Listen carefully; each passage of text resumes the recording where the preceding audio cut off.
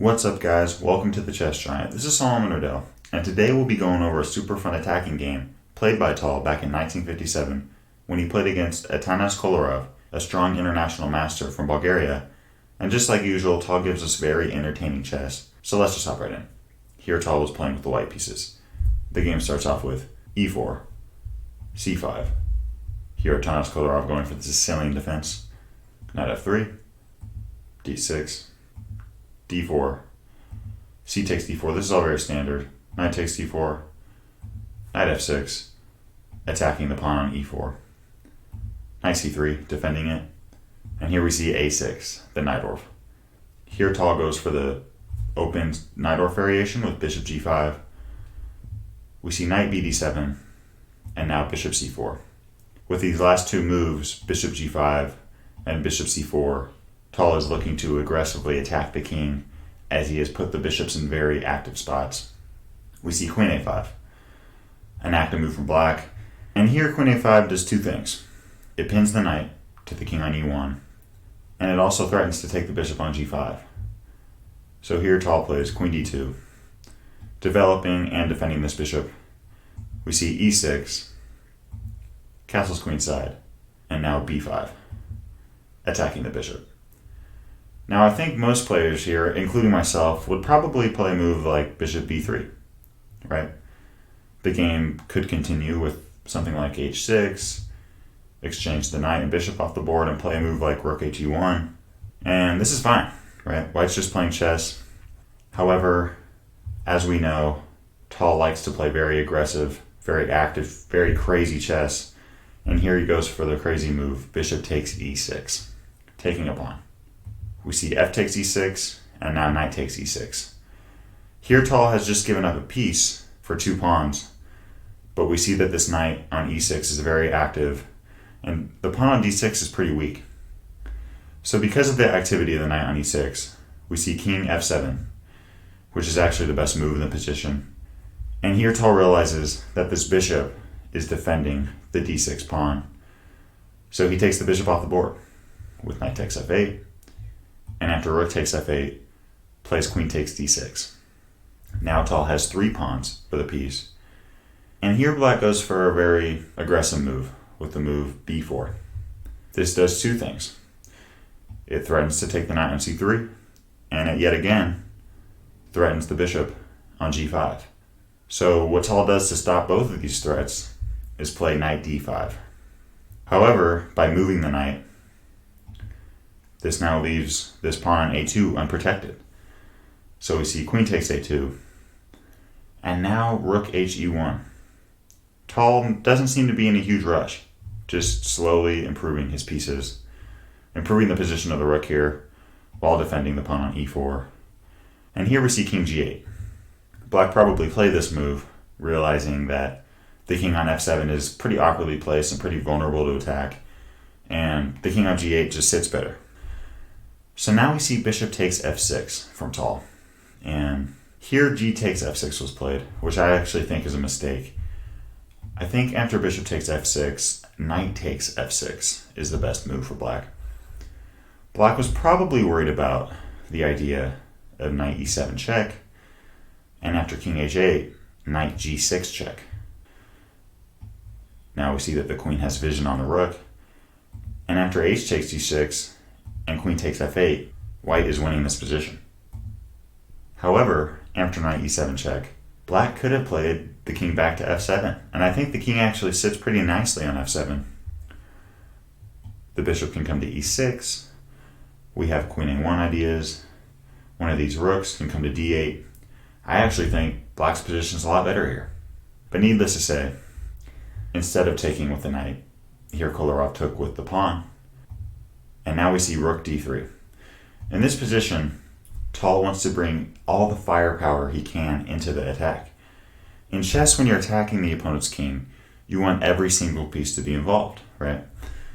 This queen is very active on d6, and so is this knight on d5. But the rook on d1 and e1 aren't really doing much to attack the king. And really here, either rook lift with rook e3 or rook d3 works here. So again, Tal goes for rook d3, improving the rook and now has ideas of rook g3 check, attacking the king on g8. And here we see queen a1 check, and after king d2, Kolarov snatches up the pawn on b2. Now in this position, a lot of Kolarov's pieces are pretty cramped, right? This knight can't really move on d7 because it's protecting the f6 pawn. And this bishop can't move because it is protecting the knight on d7. And this rook on a8 can't really do anything without the bishop developing first, right? So in this position, Kolarov would love to bring the queen back to e5, right? This queen on e5 would be very active and it would serve as a defender for the king on g8. However, Tal doesn't want to allow this and plays the beautiful move f4. With f4, we now see that the square on e5 is not available for the queen. And now we see that this queen on b2, even though it may look active at first sight, isn't really doing much, right? So we see b3, and now knight e7 check. And after king h8, Tal snatches up the pawn on b3. And now we see queen a2. The reason b3 was played was so that this a5 square could be available to the queen, right?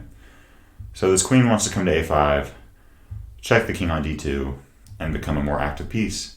But again, Tal doesn't want to allow Kolarov's king to have any activity. So here Tal plays another beautiful move, queen d5. Now this does two things. It attacks the rook on a8, and it stops the black queen from coming back into the game. We see rook a7 getting out of the line of fire. And now a beautiful idea from Tal.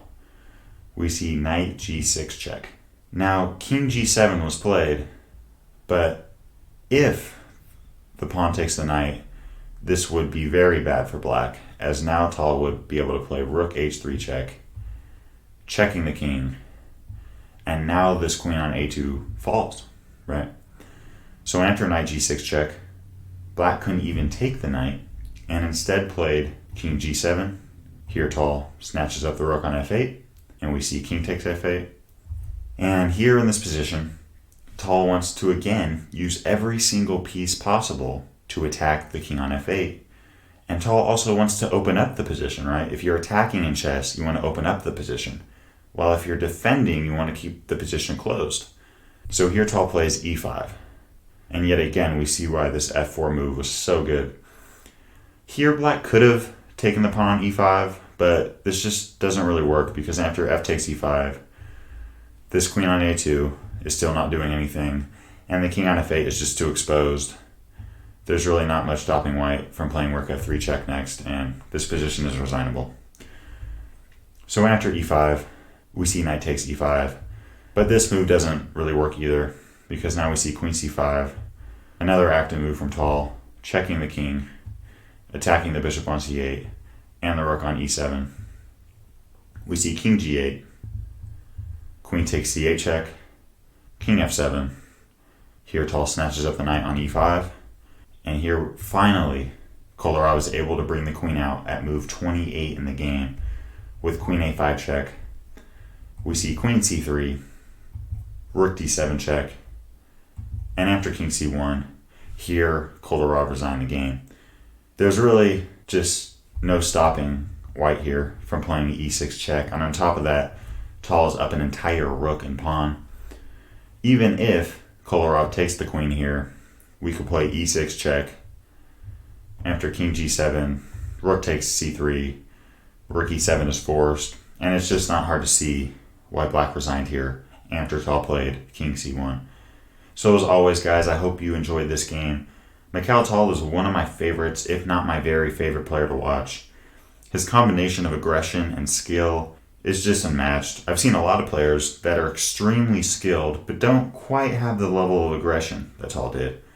And I've seen a lot of players that are aggressive, like myself, that don't attack with the level of skill that Tal had. So let me know what you guys think of Tal as a player, and let me know if there's any other players you'd like to see on this channel.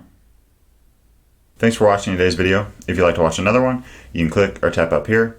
And I've got a lot more high quality chess content on the way. So if you'd like to subscribe, you can click or tap down here. I really appreciate your support.